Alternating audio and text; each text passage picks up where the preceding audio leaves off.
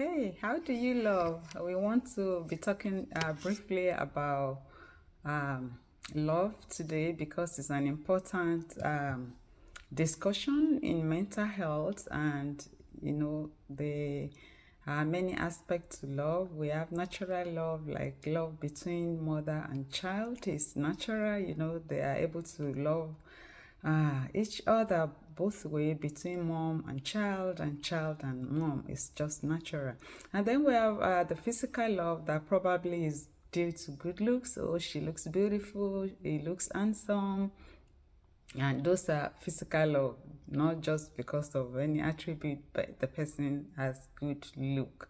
And then the other one we want to talk about is, we have love for what we do. Maybe you love your work, you are passionate about what to do, about your profession, helping people.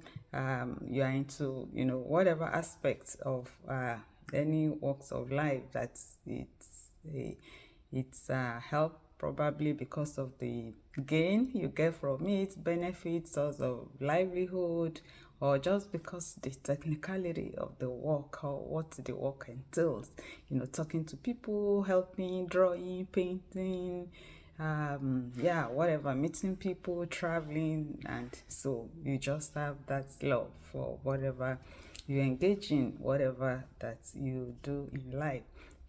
But as we know, science let us know that love is part of basic human needs. Everyone as human, there's according to Maslow's hierarchy of human need, love take an aspect, in that category. That is sense of belonging. Says, you want to be loved, to show affection to someone, or in reciprocal, vice versa. Human wants to be loved and to be loved as well. So it's a basic human need that we all desire to have.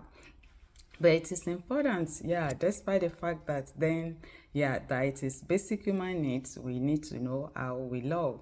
And especially when it comes to, like the one that affects our relationship.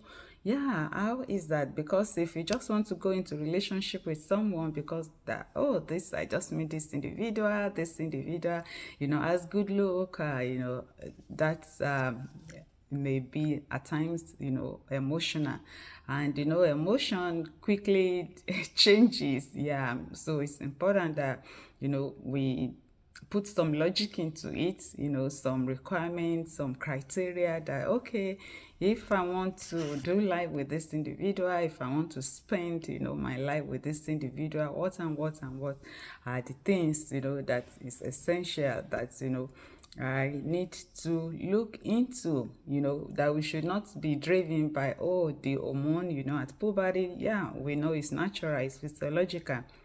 It's the way human body is being wired, that the age of puberty, and it's just showing that we are growing to that phase. There are different phases in human life, when we're a baby, when we're infant, in childhood, and then when we get to puberty, the period that human transition, from childhood to adulthood. So it's just a sign, it's just a good sign that we are growing, we are developing, we are making progress as human, in our human development. But it's not that we are really ready, to start another family, with, or do life with another human being. But most of the time, the young people do misinterpret it and uh, get into some situation which affect their mental health because they get disappointed, due to what they see in their relationship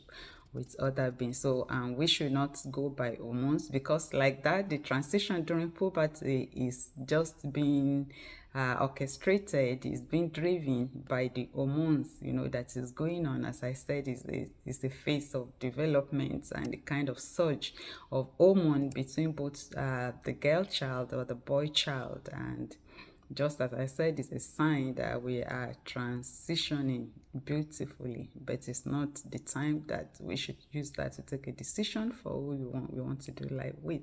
And it should not be because of age. Oh, I'm growing older.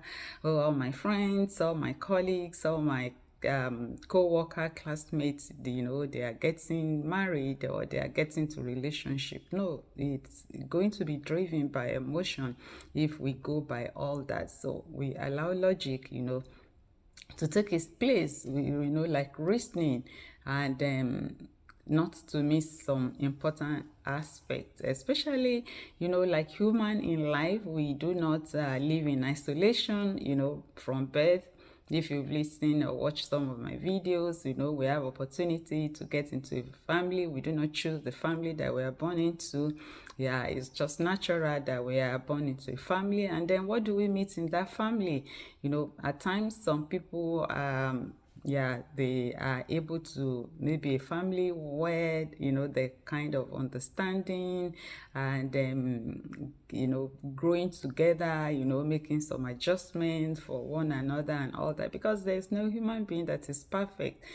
We just work on ourselves first, and see how we are able to work amicably with other human, and that's help us, to find ourselves in a kind of suitable environment. But if it is the other way that, maybe people, because of their background, maybe because of their ignorance, or maybe because of one thing or the other that is, attached, to mental health, the environment, the background, which most of the time starts, from initial family, it may be a toxic one.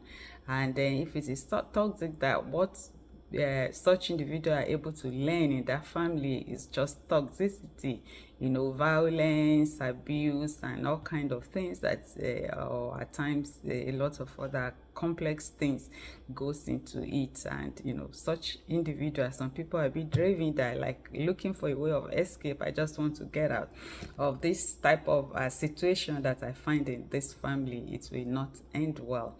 And first of all, when people are sick, that's not the time, to find a relationship as a means of escape or solace. You need to find healing first, and that is where mental health specialists, clinicians come into place, that they can walk you through, they can help you so that you can heal yourself first. And when you are healed, you heal out of that traumatic experience you've encountered through maybe your initial family or whatsoever, any relationship you get into. Then you are ready, to get into a good lasting relationship that will be beneficial, that will be positive, that will add value to your life. So like I said, in such environment, if we go ahead, it may end up again in another catastrophe, where there is like maybe shaming, toxicity again, and things that you may criticism that will not really be nice to you.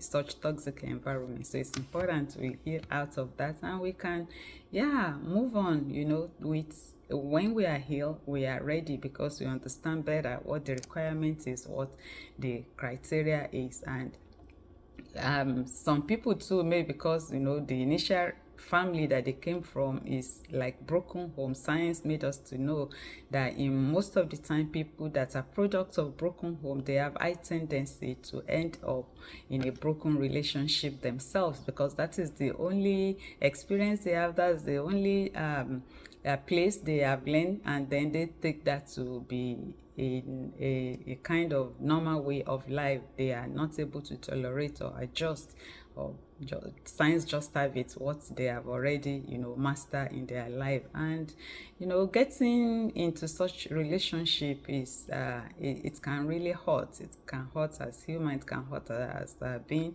and even affect our progress in life. So it is something that is very important that we plan very well. We're intentional and we have a straight talk, hard talk, we because this is part of our life and we want to enjoy life, we want to do life with people, that have a good understanding of who you are, because we have healed out of our own situations, circumstances, and experiences, and we are able to love genuinely. It's not just that I love you in the literal meaning, but it's a powerful word. Yeah, because life is not a straight line. There are a lot of challenges that human being encounter in life, and until when we get to that point of understanding that when we say I love you, you really mean the totality of it, without holding back anything, without any reservation, and you're able to love deeper for who you are and who that person is.